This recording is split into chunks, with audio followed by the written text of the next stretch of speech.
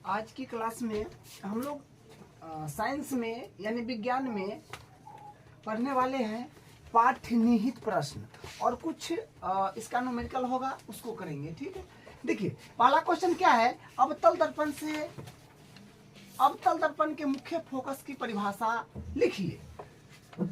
देखिए theory class में आप लोग पढ़े हैं कि अवतल दर्पण के मुख्य फोकस क्या होता है कि हम लोग देखिए अवतल दर्पण के सामने प्रकाश को मुख्य अक्ष के समांतर भेजते हैं और प्रकाश परावर्तन के पश्चात वो मुख्य अक्ष पर फोकस की एक बिंदु से होकर के वो क्या होता है, गुजर जाता है। तो वही होता है अवतल दर्पण के मुख्य फोकस की परिभाषा।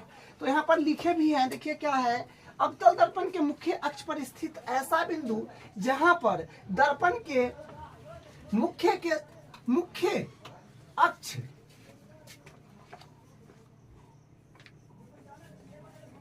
अक्ष के समांतर आने वाली प्रकाश किरणें परावर्तन के पश्चात मिलती है, अवतल दर्पण का मुख्य फोकस कहलाता है। इसे एफ से प्रदर्शित करते हैं। ठीक है, तो आपको ये जो है परिभाषा ध्यान रखना है क्योंकि एग्जाम में क्वेश्चन आ जाएगा डायरेक्ट। अवतल दर्पण के मुख्य फोकस की परिभाषा लिखे तो आप लिखेंगे अवतल दर्पण के मुख्य अक्ष पर स्थित ऐसा बिंदु जहां पर दर्पण के मुख्य अक्ष के समांतर आने वाली प्रकाश की उन्हें परावर्तन के पश्चात मिलती है, अवतल दर्पण का मुख्य फोकस कहलाता है। इसे एफ से प्रदर्शित करते हैं। और मान लीजिए वही सेम बात अगर पूछ दिया जाए उत्तल दर्पण के लिए तो क्या होगा, तो उत्तल दर्पण के लिए भी जो होता है ना वो फोकस पर मिलती हुई प्रतीत होती है, जो आप जानते हैं। ठीक है, मुख्य अक्ष के समांतर हम प्रकाश के दर्पण के सामने प्रकाश को भेजते हैं तो ये फैल जाता है, दूर किरणें चली जाती है, तो वो फोकस पर क्या होता है कि मिलती हुई प्रतीत होती है। तो ये उत्तल के लिए हो जाएगा। ठीक है, अब देखिए दूसरा क्वेश्चन क्या है, एक गोलीय दर्पण की वक्रता त्रिज्या 20 सेंटीमीटर है, इसकी फोकस दूरी क्या होगी। देखिए बड़ी आसान क्वेश्चन है। एक गोलीय दर्पण की वक्रता त्रिज्या, तो गोलीय दर्पण की वक्रता त्रिज्या मतलब आर, वक्रता त्रिज्या को आर बोलते हैं। ठीक है, आर कितना है, 20 सेंटीमीटर, वही लिखा हुआ है। और इसकी फोकस दूरी क्या होगी, तो फोकस दूरी मतलब एफ आपको ज्ञात करना है।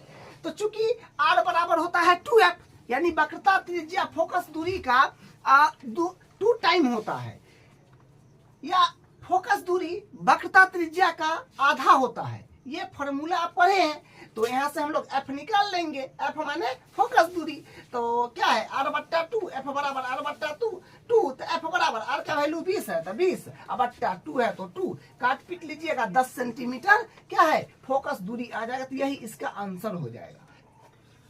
तो क्वेश्चन नंबर 3 देखिए क्या कहता है, उस दर्पण का नाम बताइए जो बिंब का सीधा तथा आवर्धित प्रतिबिंब बना सके। देखिए उस दर्पण का नाम बताना है जो बिंब का सीधा तथा आवर्धित प्रतिबिंब बना सके। तो देखिए यहाँ पर हम तीनों दर्पण लिखे हैं, जो समतल है, उत्तल है और अवतल है, लेकिन तीनों में से कौन होगा। तो देखिए ये समतल दर्पण जो है ना ये सीधा प्रतिबिंब बनाता है लेकिन बड़ा नहीं बनाता है, आवर्धित का मतलब बड़ा होता है। ठीक है, तो ये समतल दर्पण जो है सीधा प्रतिबिंब बनाएगा लेकिन बड़ा नहीं बनाएगा, क्योंकि देखिए आप जो फेस देखते हैं समतल दर्पण में तो आप जितना वो रहते हैं उतना ही वो दिखाता है, वो बड़ा नहीं दिखाता है। इसलिए ये समतल दर्पण में सीधा होगा लेकिन बड़ा यानी आवर्धित नहीं बनेगा, तो ये समतल नहीं होगा। उत्तल देखिए, उत्तल में क्या है कि ये सीधा प्रतिबिंब तो बनाता है लेकिन बड़ा नहीं बनाता है। गाड़ी के 60 मीटर के रूप में जो होता है उत्तल दर्पण लगा होता है, तो गाड़ी के 60 मीटर के रूप में उत्तल दर्पण जो लगा होता है और वो उसमें हम लोग देखते हैं पीछे से गाड़ी, मतलब पीछे के दृश्य को देखने के लिए वो लगाया जाता है कि पीछे से कौन गाड़ी आ रहा है, क्या है, नहीं है। तो उसमें क्या होता है, अगर मान लीजिए पीछे से कोई बस आ रहा है या ट्रक आ रहा है तो कितना बड़ा होता है, लेकिन आपके दर्पण में बहुत छोटा इतना वो करके दिखा देता है, तो उत्तल तो होगा ही नहीं। ठीक है, उत्तल में सीधा बनता है लेकिन ये बड़ा नहीं बनता, इसमें छोटा बनता है। ठीक है, अवतल दर्पण में क्या है कि सीधा बनता है, अवतल दर्पण में सीधा बनेगा और बड़ा भी बनेगा। तो अवतल दर्पण का छठा केस जो था उसमें आप लोग देखे थे कि अवतल दर्पण में प्रतिबिंब तो सीधा बनता है, मगर छठा केस में जो है आवर्धित बनता है, बड़ा बनता है। इसका आंसर जो होगा अवतल दर्पण हो गया। ठीक है, उस दर्पण का नाम बताइए जो बिंब का सीधा तथा आवर्धित प्रतिबिंब बना सके। तो इसमें आंसर आपको लिखना पड़ेगा अवतल। ठीक है, हम समझाने के लिए तीनों लिखे थे कि इसमें समतल में सीधा बनेगा, बड़ा नहीं बनेगा, उत्तल में सीधा बनेगा, बड़ा नहीं बनेगा, अवतल में जो है सीधा भी बनेगा, बड़ा भी बनेगा। लेकिन ये अपने को पूछ क्या रहा था कि सीधा भी आवर्धित भी माने बड़ा, तो बस अवतल दर्पण ही बात को फॉलो कर रहा है, तो इसका आंसर हो जाएगा अवतल दर्पण। ठीक है, क्वेश्चन नंबर 4 देखिए क्या कह रहा है, हम वाहनों में उत्तल दर्पण को पश्च दृश्य दर्पण के रूप में वरीयता क्यों देते हैं। क्वेश्चन नंबर 4 क्या है कि हम वाहनों में उत्तल दर्पण को पश्च दृश्य दर्पण के रूप में वरीयता क्यों देते हैं। मतलब हम लोग वाहन में, गाड़ी में उत्तल दर्पण ही लगाना पसंद क्यों करते हैं। देखिए आपको बताए हैं कि उत्तल दर्पण का जो होता है, उत्तल दर्पण में किसी भी वस्तु का प्रतिबिंब जो है एकदम छोटा करके दिखाता है और एक साथ कितना वस्तु को दिखा देता है अगर उसके सामने जितना पड़ता है। ठीक है, तो इसका जो है दृश्य क्षेत्र जो है काफी बड़ा है। ठीक है, क्या है आंसर, यह सदैव वस्तु का सीधा प्रतिबिंब बनाता है, वस्तु का सीधा प्रतिबिंब बनाता ही है। दूसरा, यह वस्तु का अपेक्षाकृत छोटा प्रतिबिंब बनाते हैं जिसे इनका दृष्टि क्षेत्र बढ़ जाता है। इसे चालक छोटे से दर्पण में सड़क का संपूर्ण क्षेत्र आसानी से देख सकते हैं। मतलब वो दर्पण जो लगा होता है ना, पीछे का जो जितना रोड का क्षेत्र है उसमें सारा बुझाता है, कौन गाड़ी आया, कहाँ से कौन गुजर रहा है, उसमें सारा मेंशन करता है, क्योंकि उसका जो दृष्टि क्षेत्र होता है काफी बड़ा होता है। और प्रत्येक जो पीछे से आने वाला वस्तु है जो है उसको छोटा प्रतिबिंब बना करके दिखा देता है, जिससे स्पष्ट जितना चीज गुजर रहा है, पीछे से गाड़ी से क्रॉस कर रहा है, सब उसमें पता चल जाता है। इसलिए क्या है कि उत्तल दर्पण को पश्च दृश्य दर्पण के रूप में वरीयता देते हैं। ठीक है, तो आपको आंसर में यही लिखना है कि यह सदैव वस्तु का सीधा प्रतिबिंब बनाता है या वस्तु का अपेक्षाकृत छोटा प्रतिबिंब बनाते हैं, जिससे इनका दृष्टि क्षेत्र बढ़ जाता है, जिससे चालक छोटे से दर्पण में सड़क का संपूर्ण क्षेत्र आसानी से देख पाता है। ठीक है, तो ये इसका आंसर है।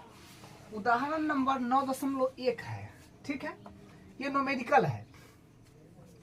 ये क्वेश्चन क्या कहता है, किसी ऑटोमोबाइल में पीछे का दृश्य देखने के लिए, ऑटोमोबाइल का मतलब होता है जिसे हम लोग बाइक चलाते हैं ना, स्कूटी, जो गाड़ी अपने आप चलता है वो होता है ऑटोमोबाइल। ठीक है, तो वही है कि किसी ऑटोमोबाइल में पीछे का दृश्य देखने के लिए उपयोग होने वाले उत्तल दर्पण की वक्रता त्रिज्या 3.00 मीटर है। यदि एक बस इस दर्पण से 5.00 मीटर की दूरी पर स्थित है तो प्रतिबिंब की स्थिति माने प्रतिबिंब कहाँ बनेगा ये बताना है, प्राकृति बताना है। प्राकृति मतलब होता है कि वास्तविक होगा कि उल्टा होगा, आभासी होगा कि सीधा होगा, ये प्राकृति होता है। साइज मतलब होता है कि क्या होता है, प्रतिबिंब बिंब की तुलना में कितना गुना है ये बताना है। ठीक है, तो हम लोग करते हैं। देखिए एक बार क्वेश्चन फिर से पढ़ते हैं, आप लोग ध्यान दीजिएगा। कह किसी ऑटोमोबाइल में पीछे का दृश्य देखने के लिए उपयोग होने वाला उत्तल दर्पण, बात हो रहा है उत्तल दर्पण का, बात हो रहा है उत्तल दर्पण का। तो हम लोग उत्तल दर्पण बनाते हैं। एक उत्तल दर्पण बनाना है सबसे पहले। तो ये मान लीजिए ये उत्तल दर्पण है, ये उत्तल दर्पण है।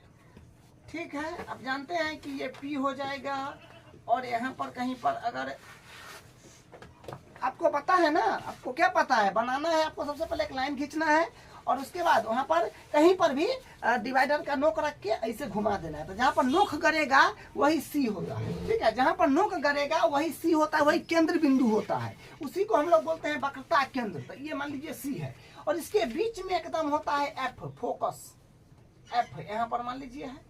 ठीक है, तो और इसको जो है इस तरफ से पॉलिश कर दीजिए कि उत्तल दर्पण में क्या होता है, बाहर से जो होता है चमकीली सतह होता है, सॉरी हाँ चमकीली सतह होता है और अंदर में पॉलिशदार होता है। ठीक है, उत्तल दर्पण ये आपका बन के तैयार है। सब चीज ये जो होता है ये ध्रुव हुआ, ये आपका फोकस हो जाएगा, ठीक है, और ये आपका वक्रता केंद्र हो जाएगा। अब क्या बोला है, किसी ऑटोमोबाइल में पीछे का दृश्य देखने के लिए उपयोग होने वाले उत्तल दर्पण उपयोग हो रहा है, तो हम लोग उत्तल दर्पण बना लिए हैं कि वक्रता त्रिज्या 3 मीटर है। वाह, वक्रता त्रिज्या बोल दिया गया है, तो वक्रता त्रिज्या मतलब ये हुआ, ये हुआ आपका यहाँ से लेकर के यहाँ तक जो है 3 मीटर, ठीक है, यही हुआ वक्रता त्रिज्या, ठीक है। ये जो है यहाँ से यहाँ तक के दूरी जो हुआ C से P तक वही त्रिज्या होता है, तो ये आपका 3 मीटर है। तो यहाँ पर लिख दीजिए जो R का वैल्यू अपने पास दिया है, गिवन वैल्यू है, गिवन वैल्यू जो है R का वैल्यू अपने पास में है 3 मीटर, ठीक है। अब क्या बोला है, हाँ त्रिज्या 3 मीटर है, तो R 3 मीटर लिख दिए। यदि एक बॉस इस दर्पण से 5 मीटर की दूरी पर स्थित है, वाह, ये दर्पण से जो है, दर्पण से बॉस, ये आपका उत्तल दर्पण है, इस उत्तल दर्पण से बॉस 5 मीटर के दूरी पर है, तो मान लीजिए यहाँ होगा, यहाँ पर मान लीजिए, क्योंकि चमकीली सतह ही है तो एक आगे होगा तब ना, ये चमकीली सतह है तो यहाँ होगा तब ना इसमें प्रतिबिंब बनेगा। तो यहाँ पर मान लीजिए कि ये है 5 मीटर के दूर बोला गया है, 5 मीटर, हाँ। यदि एक बॉस इस दर्पण से 5 मीटर के दूरी पर है, ये दर्पण है, यहाँ से मान लीजिए कि यहाँ 5 मीटर पूरी गया, मान लीजिए, तो यहाँ है एक बॉस है खड़ा, ठीक है, तो यहाँ से यहाँ तक का दूरी कितना हुआ, ये 5 मीटर हो गया, और यही तो वस्तु है, यही तो ऑब्जेक्ट है, यही बिंब है, ठीक है। इसी को हम लोग बोलेंगे यू, वस्तु को, बिंब को, ऑब्जेक्ट को यू बोला जाता है, तो यही आपका यू है। तो यहाँ पर ये भी लिख लीजिए कि यू जो है आपका 5 मीटर है, लेकिन यहाँ पर ध्यान देने की नीड है, क्या, ये ध्रुव है, तो ध्रुव से जो हम लोग बाएं तरफ स्केल से नापते हैं तो ऋणात्मक होता है, और दाएं तरफ, दाहिना तरफ अगर स्केल से नापते हैं तो प्लस का होता है, तो हम लोग इस तरफ नाप रहे हैं तो माइनस का हो जाएगा 5। ये बात ध्यान रखिएगा, क्योंकि इस तरफ माइनस का होता है, जैसे आपको हम बताए थे मैथ वाला कंसेप्ट लेकर के, ये जो मूल बिंदु है तो इन्हें प्लस का, इन्हें माइनस का, उसी तरह ये ध्रुव है, तो ध्रुव से इधर माइनस का, इधर प्लस का, तो ये 5 मीटर बॉस जो है ये इधर इस तरफ है, तो इस तरफ है तो माइनस के 5 होगा, जो ये वस्तु है तो ये हो गया आपका यू। हाँ, तो वो हो गया कि यदि एक बस इस दर्पण से 5 मीटर की दूरी पर है तो वो हो गया यू का वैल्यू -5। प्रतिबिंब की स्थिति प्रकृति साइज ज्ञात करे, ठीक है। आपको यहाँ से क्या बोला है, देखिए प्रतिबिंब की स्थिति, प्रतिबिंब मतलब इसका जो बस यहाँ पर है तो उसका प्रतिबिंब कहाँ बनेगा, एना में वो कहाँ बुझाएगा, वो बताना है, मतलब भी अपने पास में नहीं है, बताना है। उसके बाद देखिए यहाँ से आप एफ का वैल्यू तो आसानी से निकाल सकते हैं, क्योंकि ये पूरा सी है, तो एफ बराबर होता है r/2। फोकस दूरी वक्रता त्रिज्या का आधी होती है, छोटा r लिए लिख देते हैं। अब देखिए तो यहाँ से ये आप निकाल सकते हैं कि एफ पूरा कितना है, यहाँ से यहाँ तक जो होता है ना, यहाँ से यहाँ तक का, इसको हम लोग आर बोलते हैं, जो आर आपके पास में है क्या 3, यहाँ पर लिख दीजिए, यहाँ लिखा, देखिए लिखे हुए हैं ना, ये यहाँ से यहाँ तक 3 है, तो ये जो है एकदम मध्य बिंदु में होता है, तो यहाँ से एफ निकालेंगे तो r/2, तो मतलब 3/2, ठीक है। एफ के वैल्यू भी अपने पास आ गया। अब यहाँ से हम लोग क्या करेंगे, दर्पण सूत्र लगा देंगे। तो देखिए दर्पण सूत्र क्या होता है अपने पास में,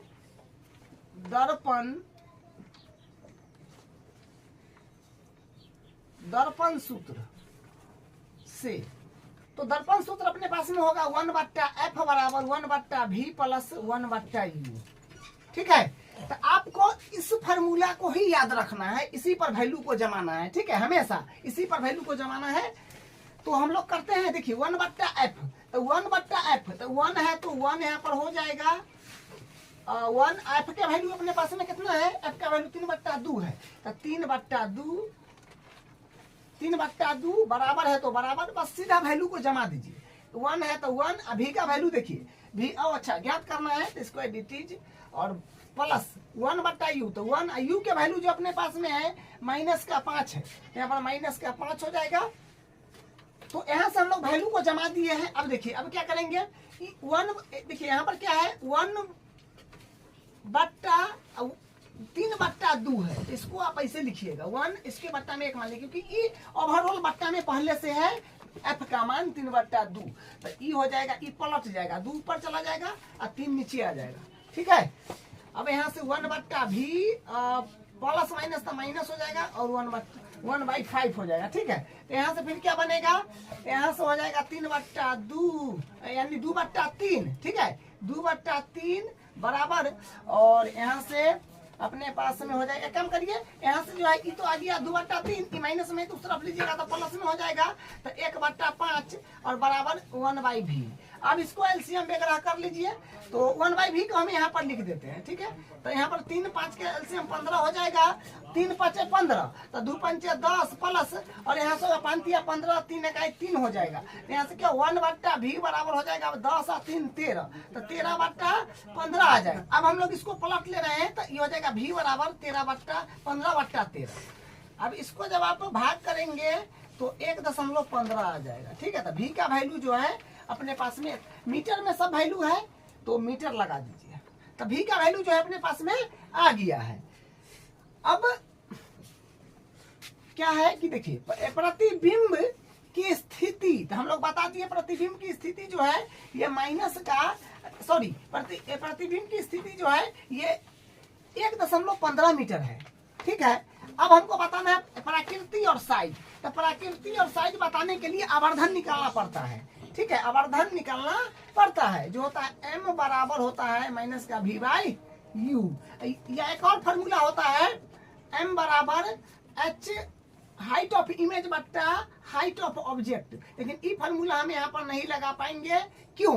क्योंकि हाइट नहीं दिया है ना, मतलब ऑब्जेक्ट की ऊंचाई नहीं दिया है ना, प्रतिबिंब यानी इमेज की ऊंचाई नहीं दिया है। तो ये फॉर्मूला हम लगा सकते हैं, क्योंकि v का मान भी आया है और u का मान अपने पास में है, तो यहाँ से ये वाला निकाल लेंगे, तो आएगा माइनस है तो माइनस, v का वैल्यू ये है जो है अपने पास में 1.15 बट्टा u का वैल्यू जो है अपने पास में u का वैल्यू -5, तो -5, तो यहाँ से ये कट जाएगा, तो क्या आ जाएगा m बराबर आ जाएगा, अगर दशमलव उड़ा देते हैं तो आएगा 115/50। ठीक है, 500 ना, हाँ 500। देखिए 2 दशमलव है, दशमलव के बाद 2 अंक है, तो नीचे 2 जीरो शिफ्ट कर दिए हैं, तो अपने पास में 115/500 आ गया है। तो इसको कैलकुलेट करने पर आ जाएगा, कैलकुलेट करने पर आ रहा है 0.23। ठीक है, तो यहाँ से ये m का वैल्यू आ गया है। अब देखिए यहाँ पर जो है m का वैल्यू 0.23 आया है, तो हम लोग क्या कह सकते हैं, 0.23 आया है तो प्लस के आया है। ठीक है, 0.23 प्लस के ना है, तो प्लस के है, तो देखिए ध्रुव पर देखिए, ध्रुव से प्लस इधर होता है और माइनस उधर होता है, बायां तरफ माइनस होता है, दायां तरफ प्लस होता है, तो प्लस का आया है तो प्रतिबिंब इनमें बनेगा, यानी दर्पण के अंदर बनेगा। तो दर्पण के अंदर जो बनेगा तो क्या होगा, दर्पण के अंदर हमेशा आभासी और सीधा होता है। ठीक है, और 0.3 गुना साइज का हो जाएगा। ठीक है, तो यहाँ पर हम लिख देंगे आवर्धन का मान धनात्मक है, धनात्मक है, अतः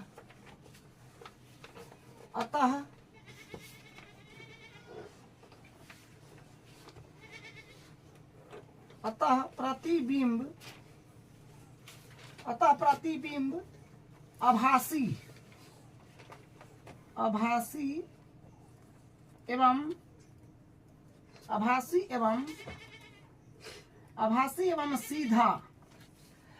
एवं सीधा बिंब से 0.23 गुना छोटा बनेगा। ठीक है। तो यहाँ पर क्या क्या वर्धन का मान जो है धनात्मक है, अतः प्रतिबिंब आभासी एवं सीधा बिंब 0 बिंब से, ठीक है, बिंब से, बिंब मतलब जो यहाँ पर वस्तु है उससे 0.23 गुना छोटा बनेगा। ठीक है, तो यही इसका आंसर है। अब इसका अगला करते हैं।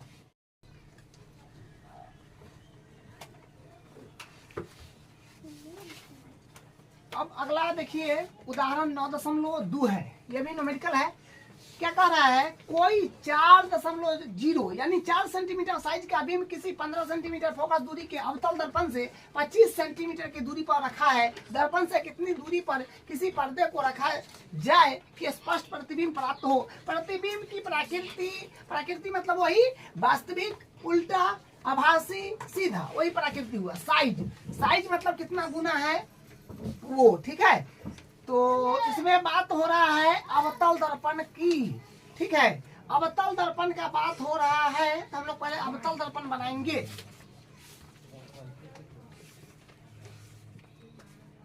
तो अवतल दर्पण पहले बना लीजिए। ये अपने पास में अवतल दर्पण हो गया है, और इसमें जो होगा ये पॉलिशदार हो जाएगा।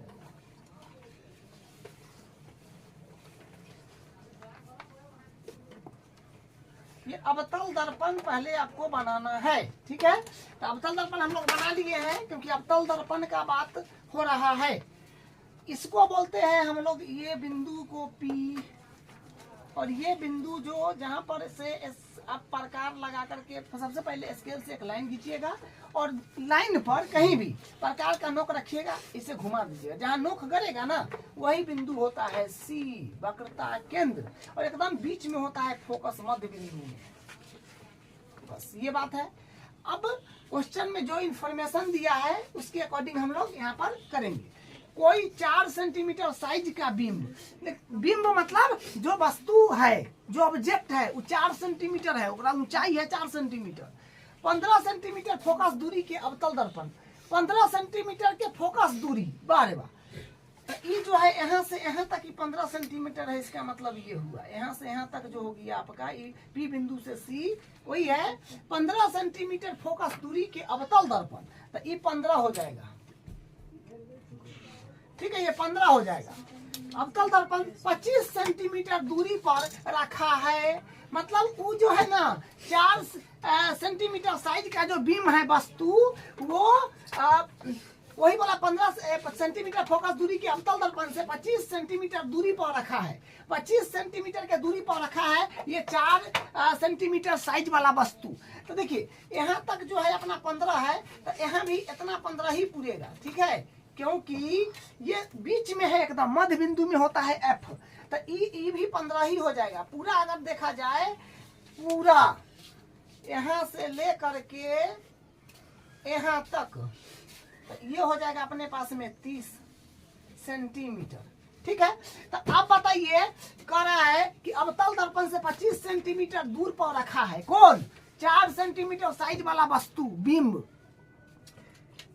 ठीक है, 25 सेंटीमीटर दूर पर रखा हुआ है। तो देखिए यहाँ तक 30 पूरा है। ये तो आप जान रहे हैं कि P से लेकर के C तक 30 पूरा है। तो कहीं ना कहीं इसी के सामने होगा, कहीं ना कहीं मान लीजिए यहाँ पर है, यहाँ पर मान लीजिए ये वस्तु है, और ये जो है 4 सेंटीमीटर का है, 4 सेंटीमीटर का, ठीक। कोई 4 सेंटीमीटर साइज का बीम, मतलब 4 सेंटीमीटर साइज का जो है वो वस्तु है, वो ये है ये, ठीक है। किसी 15 सेंटीमीटर फोकस दूरी के अवतल दर्पण से 15 सेंटीमीटर फोकस दूरी, तब यहाँ से ये अवतल दर्पण है, यहाँ से ये फोकस है, तो ये 15 सेंटीमीटर है, से 25 सेंटीमीटर दूर पर रखा है दर्पण। कौन रखा है, वस्तु। तो मान लीजिए यहाँ से यहाँ तक का 30 होगा पूरा, तो मतलब इसी के यहाँ पर या इसी के मतलब यहाँ कहीं पर हो जाएगा, जो आपका 25 सेंटीमीटर पूर जाएगा कहीं ना कहीं। तो यहाँ पर हम वस्तु को रख दिए, और ये वस्तु 4 सेंटीमीटर ऊंचा था, ठीक है, जो यहीं पर बोला था 4 सेंटीमीटर साइज का है, पर रखा है। दर्पण से कितनी दूरी पर किसी पर्दे को रखा जाए, तो दर्पण से कितना दूर पर पर्दा को रखा जाए कि स्पष्ट प्रतिबिंब प्राप्त हो। प्रतिबिंब की प्रकृति तथा साइज ज्ञात कीजिए। तो फिर वही काम करना है, सेम काम जो हम लोग पिछले वाले में करे थे। तो देखिए सबसे पहले हम लोग लिखेंगे कि यहाँ पर देखिए आर जो हो जाएगा, आर लिख लीजिए पहले, यहाँ से यहाँ तक 30 है। गिवन वैल्यू हो जाएगा, ये हो जाएगा आपका आर का वैल्यू हो जाएगा 30 सेंटीमीटर में सब चल रहा है, ठीक है। और एफ भी अगर आप निकालना चाहे तो एफ हो गया अपने पास में 15, ठीक है। और वस्तु का ऊंचाई तो दे रखा है, और ई जो है ई, और ये 25 सेंटीमीटर दूर भी है यहाँ से, जो है यहाँ से ये 25 सेंटीमीटर है, ठीक है, 25 है।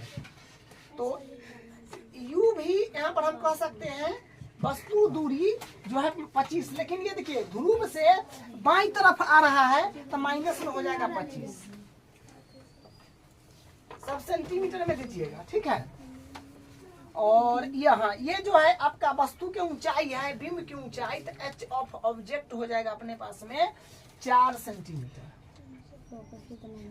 यहाँ पर अब माइनस प्लस को थोड़ा सा समझ लीजिए, क्योंकि यहाँ पर जो है अक्सर गलती हो जाता है। तो यहाँ पर ध्यान दीजिएगा कि देखिए ध्रुव के इसी तरफ सब बन रहा है, तो इस तरफ का वैल्यू सब होता है ऋणात्मक, तो ये भी आपका माइनस में हो जाएगा, ठीक है।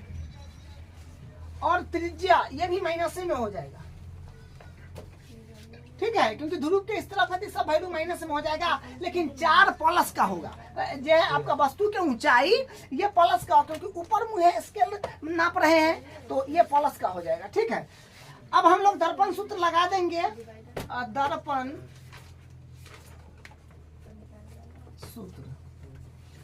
दर्पण सूत्र होता है 1/f बराबर 1/v प्लस 1/u, ठीक है। अब देखिए यहाँ से वैल्यू सबको जमा लीजिए। 1/f,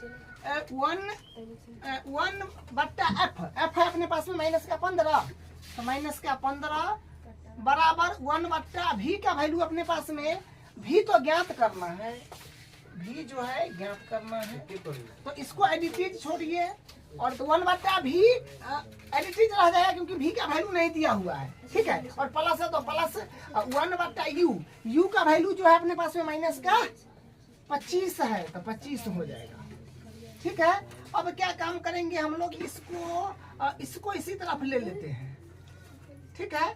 तो यहाँ से क्या आएगा 1/- माइनस का 15, और ये प्लस में है तो माइनस में 1/25 बराबर 1/v। तो यहाँ से हो जाएगा, इसको जब एलसीएम करिएगा 75 आ जाएगा इसके एलसीएम, ठीक है। तो 75, तो 25 15 × 5 = 75, तो माइनस का 5 और माइनस 25 दिया, यानी माइनस का 3।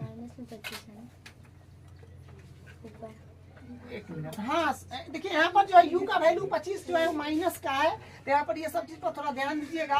तो इधर प्लस का हो जाएगा, तो यहाँ प्लस हो जाएगा, ठीक है। अब बराबर 1/v, तो यहाँ से क्या हो जाएगा, यहाँ से हो जाएगा ये अपने पास में 1/v का पहले लिख देते हैं, ठीक है। तो यहाँ से माइनस का 2/75 आ रहा है, ठीक है। अब इसको पलट दीजिए, तो हो जाएगा v बराबर 2/75 हो जाएगा, सॉरी पलटना है, ठीक है ना। तो या क्रॉस मल्टीप्लाई बोलिए, जो करिए। तो यहाँ से आ जाएगा 75 - -2, तो इसको जब करेंगे तो आ जाएगा -37.5, ठीक है। इसको जब आप डिवाइड करिएगा तो v का वैल्यू आ जाएगा माइनस का 37.5, तो ये v का वैल्यू आ गया, यानी प्रतिबिंब जो है, प्रतिबिंब ये है इसका v माइनस का 37.5। अब हम लोग प्रकृति बताना है, तब जानते हैं m से ही बता पाएंगे। तो m निकालेंगे, यानी आवर्धन निकालेंगे, तो होता है माइनस का v/u, और एक फार्मूला होता है, क्या होता है, तो एक होता है m बराबर मतलब हाइट ऑफ इमेज बट्टा हाइट ऑफ ऑब्जेक्ट, ये होता है। तो यहाँ पर हम लोग जो है फार्मूला लगा देते हैं ये वाला, क्योंकि u और v है, ठीक है। तो यहाँ से m बराबर अपने पास में आ जाएगा माइनस का v, और v का वैल्यू कितना आया है, -1 का आया है।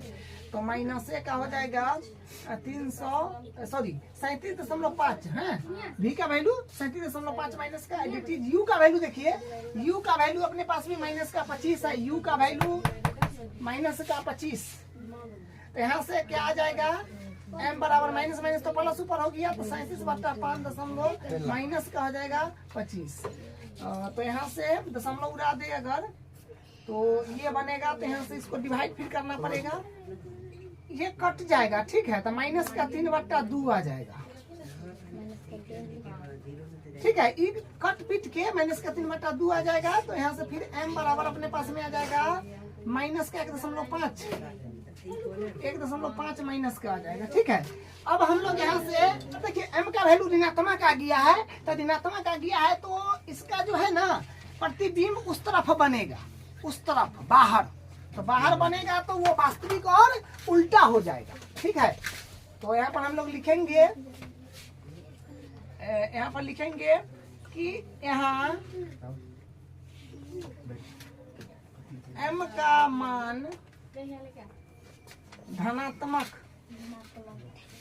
ऋणात्मक ना है, m का मान, यहाँ m का मान ऋणात्मक है, तो ऋणात्मक है। अतः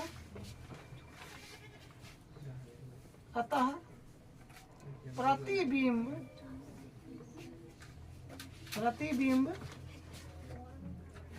वास्तविक